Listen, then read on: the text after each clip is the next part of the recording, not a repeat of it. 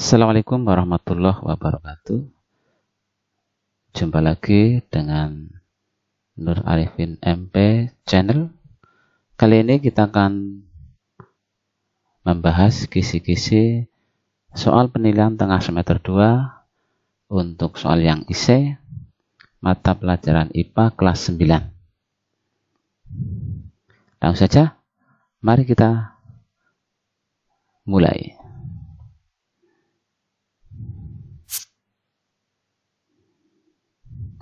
Untuk kisi-kisi soal IC ada 5.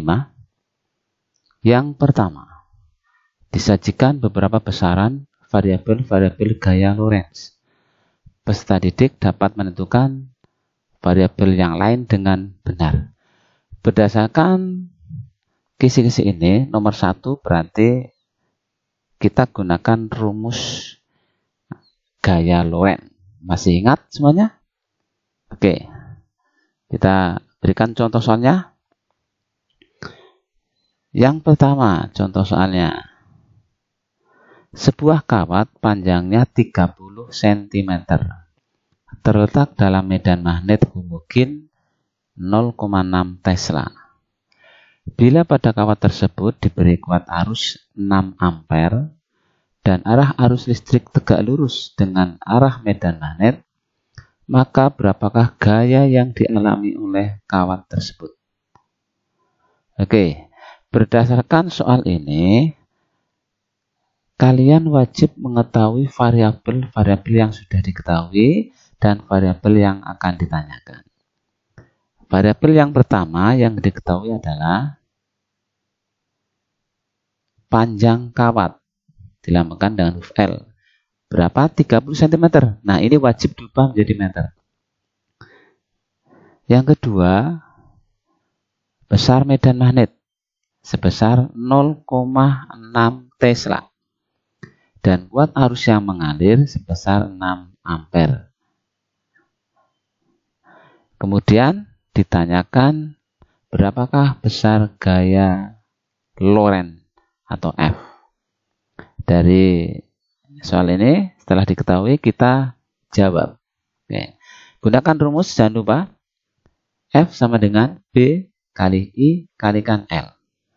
Dimasukkan sama dengan 0,6 Tesla dikalikan 6 ampere dikalikan 0,3 meter. Sehingga gaya Lorentz yang dialami oleh kawat tersebut adalah 1,08 Newton. Paham semuanya?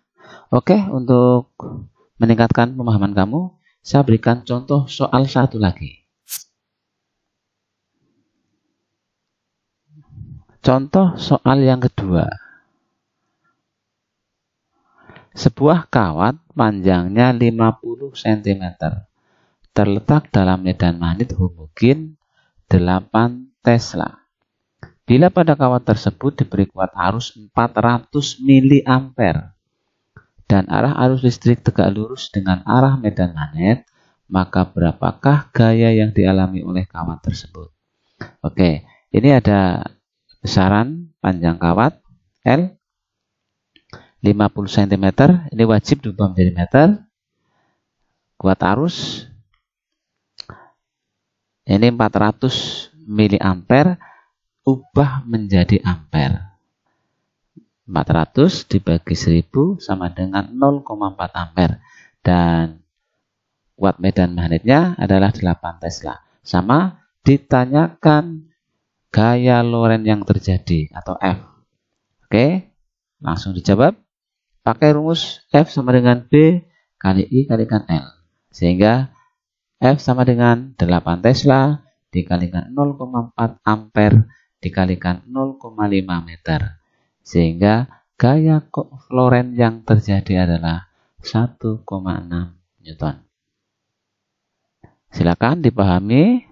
Dengan dua contoh soal ini diharapkan besok kamu bisa menyelesaikan soal IC nomor 1. Kita lanjut. Soal IC nomor 2. Kisi-kisinya disajikan beberapa besaran variabel-variabel trafo. Peserta didik dapat menentukan variabel yang lain dengan benar. Oke, anak semuanya, kalian wajib memahami rumus-rumus pada trafo yang ideal. Contoh soal yang pertama, suatu trafo step up memiliki jumlah kumparan primer dan kumparan sekunder yang masing-masing 200 lilitan dan 400 lilitan. Jika trafo tersebut terhubung pada tegangan sebesar 220 volt, maka berapakah tegangan sekundernya? Dari soal ini, wajib kamu ketahui variabel-variabel yang ada. Yang pertama, yaitu NP, atau jumlah lilitan primer, 200 lilitan, NS, lilitan sekunder, 400 lilitan, VP atau tegangan primer, ini 220 volt, dan ditanya VS atau tegangan sekunder. Oke, nah jawab. Jangan lupa gunakan rumus NP per NS sama dengan VP per VS.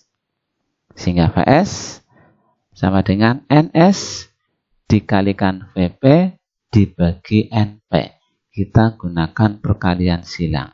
VS sama dengan NS dikalikan VP dibagi NP. Dimasukkan 400 dikalikan 220 dibagi 200. Sehingga hasil akhirnya 440 volt. Bisa dipahami? Oke. Masih soal nomor 2. Kita berikan contoh yang kedua biar kamu lebih paham. Suatu trafo step up memiliki jumlah perbandingan kumparan primer dan sekunder, yaitu 2:4. 2-nya untuk kumparan primer dan 4-nya untuk kumparan sekunder. Jika trafo tersebut terhubung pada tegangan sebesar 220 volt, maka berapakah tegangan sekundernya? Dari soal ini, kita ketahui NP banding NS sama dengan 2:4. Sedangkan VP atau tegangan primernya 220 volt. Kemudian ditanya VS, tegangan sekunder. Kita jawab gunakan rumus NP per NS sama dengan VP per VS. Sehingga VS sama dengan NS dikalikan VP dibagi NP. Sama seperti tadi, gunakan perkalian silang. Dimasukkan VS sama dengan 4 kalikan 220 dibagi 2. Ketemu 440 volt. Dari dua soal contoh ini, diharapkan anak semuanya bisa memahami soal nomor 2 esai tersebut. Tetap semangat. Kita lanjut. Kisi-kisi soal yang nomor 3. Ini masuk ke materi biologi. Disajikan pernyataan. Peserta didik dapat menentukan pengertian bioteknologi. Oke, ini materi yang atau kisi-kisi yang terbuka sehingga kamu wajib mengetahui. Ini otomatis besok pertanyaannya adalah apa definisi atau jelaskan pengertian bioteknologi. Oke, saya berikan contoh. Ini langsung jawabannya. Kamu hafalkan tinggal nomor 1 atau nomor 2. Nah, nomor 1, bioteknologi merupakan cabang ilmu yang mempelajari pemanfaatan makhluk hidup, baik bakteri, fungi, virus, dan lain-lain, maupun produk dari makhluk hidup seperti enzim, alkohol, dalam proses produksi untuk menghasilkan barang dan jasa. Atau boleh kamu jawab yang nomor 2. Bioteknologi itu berasal dari kata bio yang artinya makhluk hidup dan teknologi. Jadi, bioteknologi adalah pemanfaatan makhluk hidup secara utuh maupun bagian-bagiannya untuk menghasilkan atau memodifikasi produk yang bermanfaat melalui cara, prinsip, atau teknologi tertentu.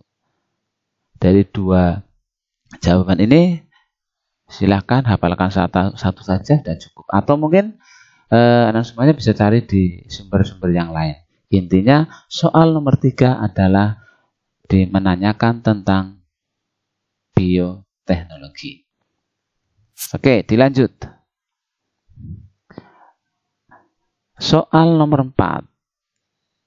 Disajikan pernyataan, peserta didik dapat menentukan perbedaan antara bioteknologi konvensional dengan bioteknologi modern. Soal nomor 4 ini juga soal yang terbuka, artinya sudah jelas sekali di soal ini ditanyakan perbedaan antara bioteknologi konvensional dengan bioteknologi modern. Anak semuanya bisa cari di buku paket atau di sumber-sumber lain yang bisa dipercaya. Di sini Pak Guru akan berikan salah satu contohnya dengan menggunakan tabel. Di sini ada nomor, terus perbedaan. Yang pertama bioteknologi konvensional dan yang kedua bioteknologi modern. Perbedaannya yang pertama awal mula. Kalau bioteknologi konvensional adalah sejak awal peradaban manusia. Ini sejak zaman kuno.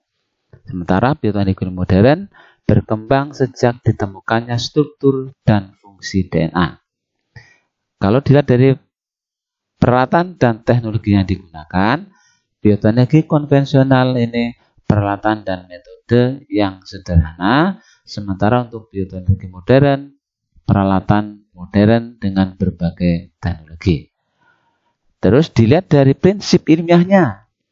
Bioteknologi konvensional ini tidak menggunakan prinsip ilmiah. Sementara bioteknologi modern menggunakan prinsip ilmiah.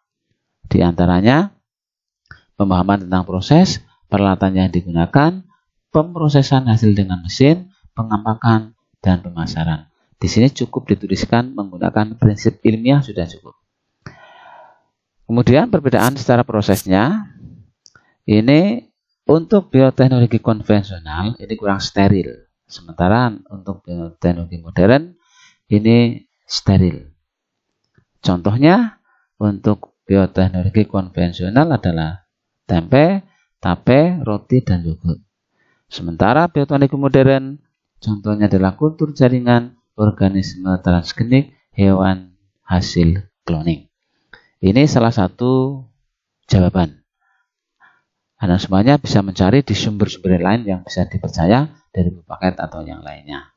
Intinya soal nomor 4 ditanyakan perbedaan antara bioteknologi konvensional dengan bioteknologi modern. Bisa dijawab dalam bentuk tabel atau bentuk narasi atau kalimat pernyataan. Oke, dilanjut soal yang nomor berikutnya, yaitu soal nomor 5. Esai yang terakhir. Disajikan pernyataan. Peserta didik dapat menjelaskan salah satu teknik bioteknologi modern pada penanaman tumbuhan. Di sini ada dua kata kunci, yaitu bioteknologi modern dan tumbuhan. Berarti nanti bioteknologi modern yang berhubungan dengan penanaman tumbuhan. Pak Guru akan memberikan alternatif jawaban yang harus kamu hafalkan. Insya Allah salah satunya akan bisa menjawab pertanyaan berikut. Yang pertama adalah hidroponik. Hidroponik yaitu salah satu metode dalam budidaya menanam dengan memanfaatkan air tanpa menggunakan media tanah, dengan menekankan pada pemenuhan kebutuhan hara nutrisi bagi tanaman. Atau mungkin kamu cari jawaban yang lain. Yang penting salah satu alternatif jawabannya adalah hidroponik. Kemudian yang kedua, rekayasa genetika tanaman. Ini adalah manipulasi genom tanaman dengan bioteknologi. Tanaman transgenik merupakan tanaman yang telah disisipi gen asing lainnya dari makhluk hidup.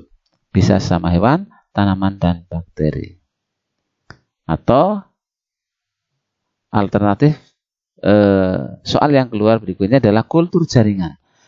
Adalah suatu metode untuk mengisolasi bagian dari tanaman seperti sekelompok sel atau jaringan yang ditumbuhkan dalam kondisi aseptik, sehingga bagian tanaman tersebut bisa dapat memperbanyak diri hingga tumbuh menjadi tanaman-tanaman yang baru kembali dengan sifat yang sama. Dari 3 option pertanyaan ini, insya Allah salah satu akan keluar. Silakan dipahami hidroponik untuk memprediksi soal di nomor 5 tersebut. Oke, demikian anak semuanya pembahasan kisi-kisi soal IC PTS 2 Mapel IPA. Terima kasih. Jangan lupa subscribe, like, dan share ya, sehingga channel Arifin MP akan semakin maju untuk kemaslahatan kita bersama. Terima kasih. Assalamualaikum warahmatullahi wabarakatuh.